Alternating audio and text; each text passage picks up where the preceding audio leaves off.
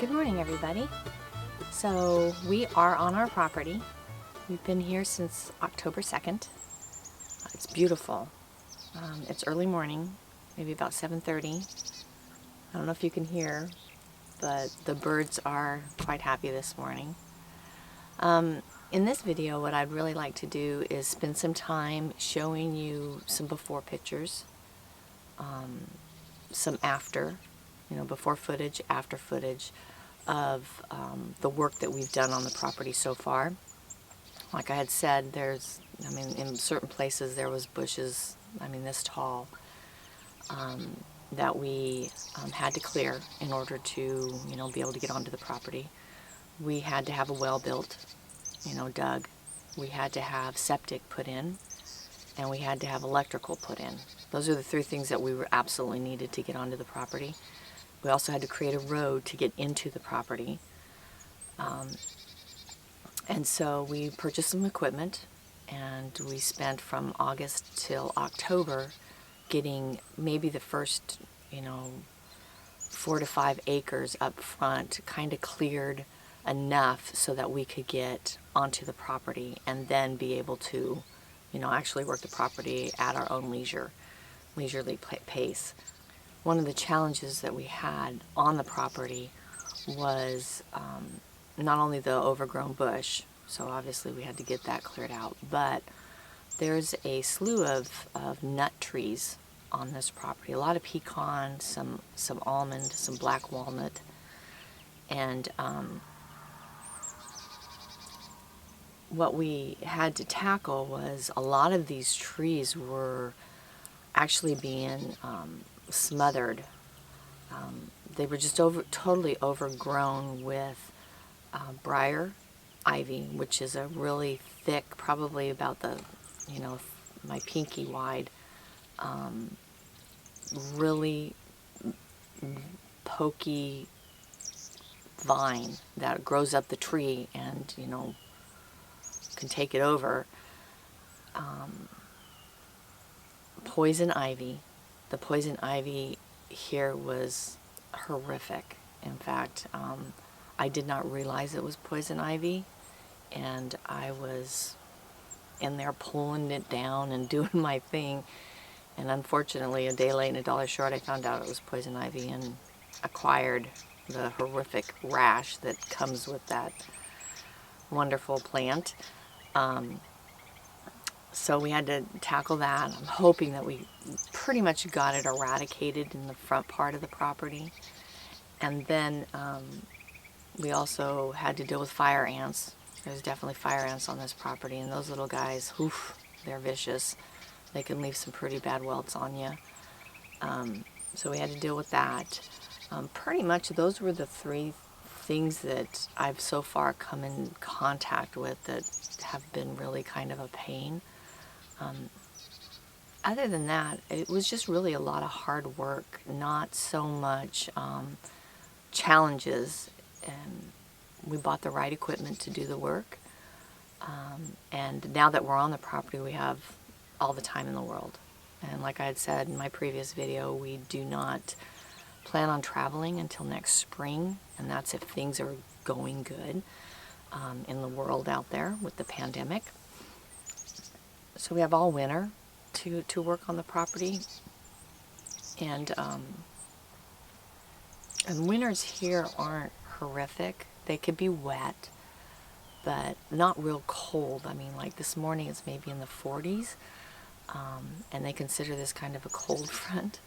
So I'm thinking that, after doing a little bit of research, we think that we're probably going to get a few freeze days, but not a lot. Like I'd said, we've wintered in Florida last year, so this will definitely be a much colder winter, which I'm actually looking forward to, because I do like the cold, to a point, obviously. I don't want 10 below or anything like that, but I do like the coldness. So looking forward to that a little bit. And then we'll just take our time and continue to work on the property. We've got a million projects that we want to do, and I'll bring you along for those. But first of all, we had to clear it so that we can get on it. And that's what this video is about.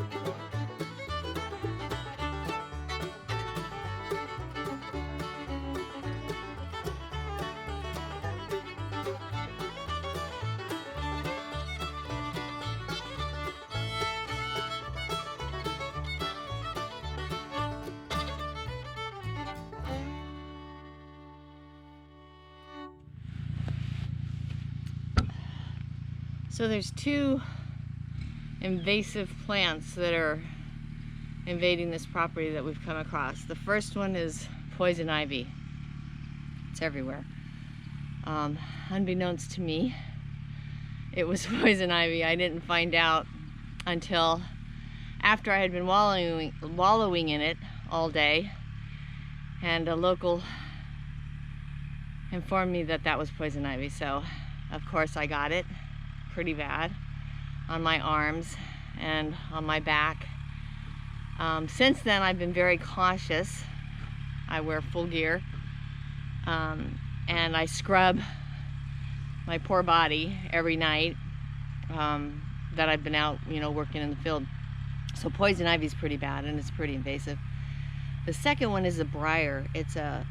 I call it briar. It's not really called a briar. I'll get you guys the official name, but it is a very thorny vine, and it grows up these trees. And what's happening is between the poison ivy and the vine, it's killing off the trees. And so our goal is to thin out all the underbrush and give the trees the opportunity to come back next spring. That's our plan. So here we go.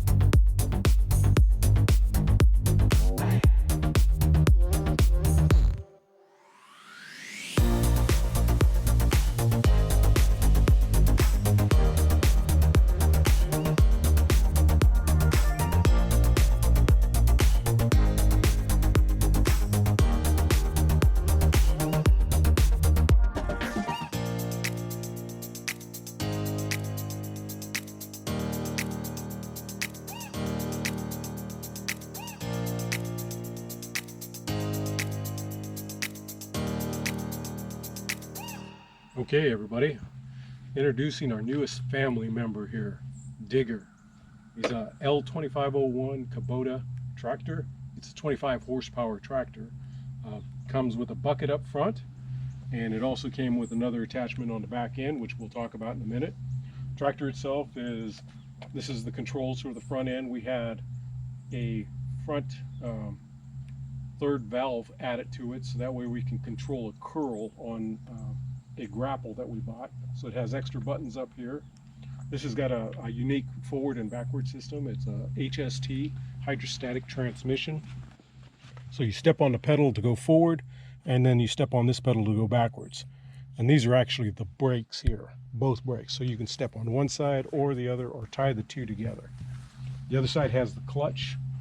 This controls our 3-point hitch in the back, and this controls the PTO shaft, which is the spinning part of it. It's got all the latest, greatest features in the world. Reason why we went as small as we did, we could have gone up to a 30-35 horsepower tractor, but this one doesn't have the emissions control. The 25 and below are just straight pour diesel in and off you go. This doesn't have a DEF, so we don't have to worry about adding extra components to it or having an extra canister to help thin out the particulates. This is just straight load it and go. So that's pretty much the basic tractor itself. Comes with a nice little seat that tilts so we can get it out of the rain and sun. Come around the back side over here, we added a quick attached 3-point hitch So that allows us to put these implements on much quicker than standard hooking up 3 different bars to it. It's just one bar, puts it all in place. This is our box blade. So we'll use this to level and scrape ground, and we'll show you some pictures of that as it's doing its thing. You obviously know what the front bucket does. That's picking up rocks, moving stuff. This is our latest purchase here, is a stump bucket. It's an awesome tool. You can use a pointed end down here, which is clear down here, to poke into the ground and pop up roots and trees and whatnot. Great little tool. It is part of the quick attach front end system that we got also, so these things just drop off, plug it in, pick it up and go. So that was really a cool add-on. This next guy is our bush hog rotary cutter, is what it's called. Bush hog is a brand name. We use this in the beginning primarily to get rid of all the brush out here, and some of that brush was 6 foot tall, and it just went through and just mowed it all down. It'll take up to a 3-inch diameter tree basically and cut it down, leaving a stump about yay high. But awesome tool to get the ground started and get us at least being able to see what we have. One of our better tools out here. Our next little tool here is just a cleanup tool. This will go through and we can use this. It's a rake, and we'll just pull it behind the tractor and it just grabs piles of all the droppings from that bush hog and piles them all up, and you'll see some of these huge piles that we got back here. This is a great tool to help us get that cleaned up. This is also a fairly new add also. It's our disc harrow. This has been fantastic. This grass and ground that we have is extremely hard and it's not very usable. We've been able to use this to break up the ground, get into it and tear it up and actually use it. We used it on the front end where we're planting some fruit trees and whatnot, and it really helped break up the ground. Fantastic tool. And our latest one over here, this is by far the best tool that we've gotten. This is a grapple that hooks onto the front end. It also has additional hydraulic connections to it. So this front end will open and close and grab things. I can use it to tear through the ground. I can use the front end to pull back and rake. It is just multi-use tool, and it lifts piles and piles of brush. So when we cut down all the brush and pulled it all around here, instead of having to hand drag them everywhere, I use this, grab a chunk, take it to a pile and drop it over there. Fantastic tool. One of the best things that we've gotten. So that's pretty much our little arsenal of tractor equipment that we've gotten that we're going to use to clean up and get this property looking a little better anyway.